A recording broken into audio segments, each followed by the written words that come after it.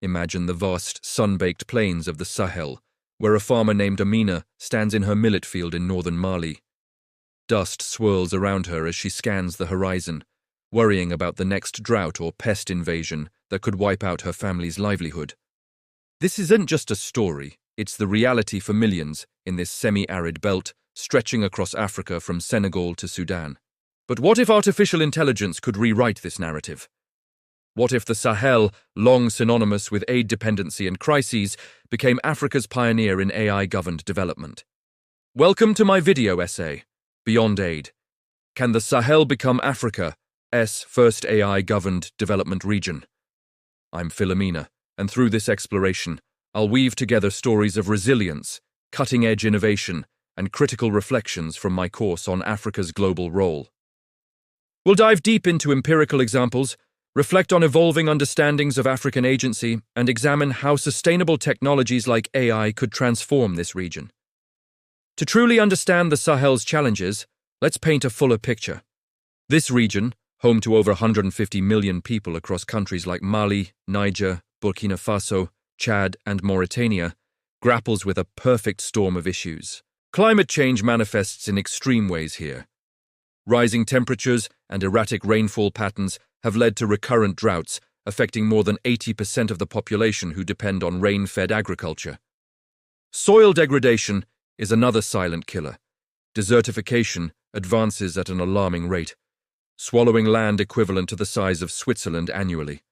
On top of this, armed conflicts and insurgencies have displaced millions and disrupted trade routes. Food insecurity is a constant threat.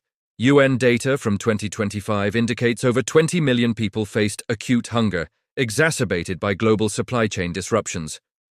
Historically, the international community has responded with aid, billions from the EU, USA, China, and others, funneled into humanitarian relief and security assistance. Yet this aid often creates cycles of dependency, where African voices are marginalized in favor of donor priorities. Shifting gears to Beyond Aid. This concept represents a radical departure towards self-reliance and innovation-led growth. It emphasizes leveraging local resources, knowledge, and technologies to foster resilient economies.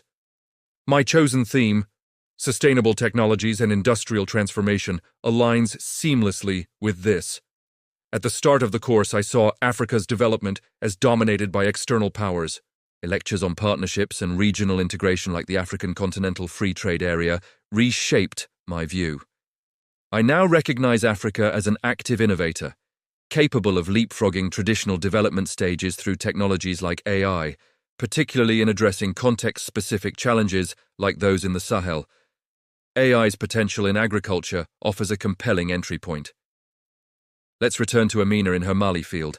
Initiatives are deploying satellite imagery and machine learning algorithms to forecast weather patterns and optimize resource use.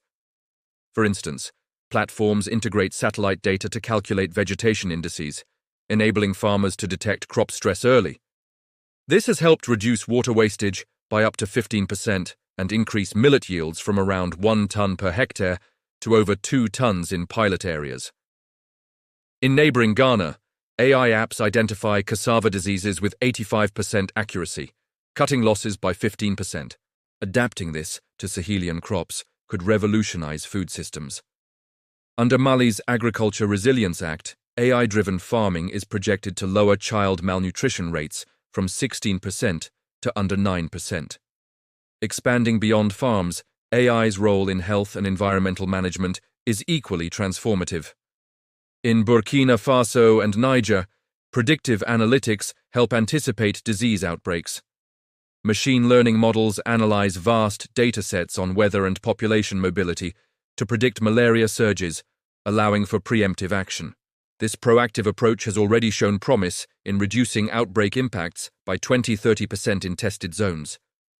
Environmentally, AI aids in combating desertification through drone-based monitoring and AI-optimized reforestation plans. A key element to strengthen this vision is the integration of development corridors. One prominent example is the Great Green Wall Initiative, an African-led project to create a green corridor spanning 8,000 kilometers from Senegal to Djibouti.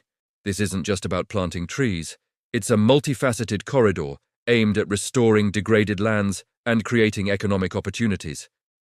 By 2025, over 20 million hectares have been restored, benefiting 10 million people.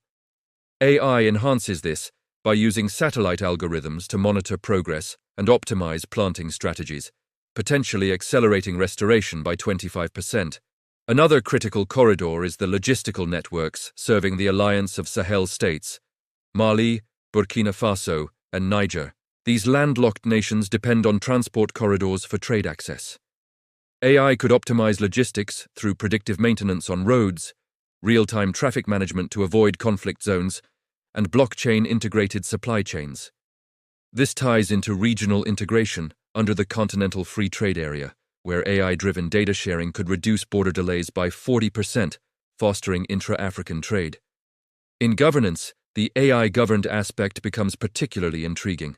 Within the alliance of Sahel states, AI is being piloted for intelligence sharing against terrorism. Federated learning techniques allow countries to collaborate on data without sacrificing sovereignty. Rwanda's model of AI in public services, using drones for medical deliveries and algorithms for resource allocation, serves as an inspiration. Scaling this regionally, the Sahel could establish an AI hub managing water resources or coordinating disaster responses. Projections suggest AI could contribute a 10 to 15% GDP uplift across Africa by 2030, with the Sahel gaining from tech jobs. Yet this vision isn't without hurdles. Opportunities are vast. AI could reclaim 12% of degraded lands through monitored agroforestry by 2026, creating green jobs. However, techno-solutionism risks overlooking systemic issues like corruption and weak institutions. In the Sahel, digital divides are stark, with rural internet penetration below 30%. Data biases from non-African datasets could perpetuate inequities. Geopolitically, shifting alliances complicate uniform AI adoption. Ethical pitfalls abound. Reports expose AI misuse for propaganda and surveillance. Without robust frameworks, this could erode trust. My course journey amplified these critiques.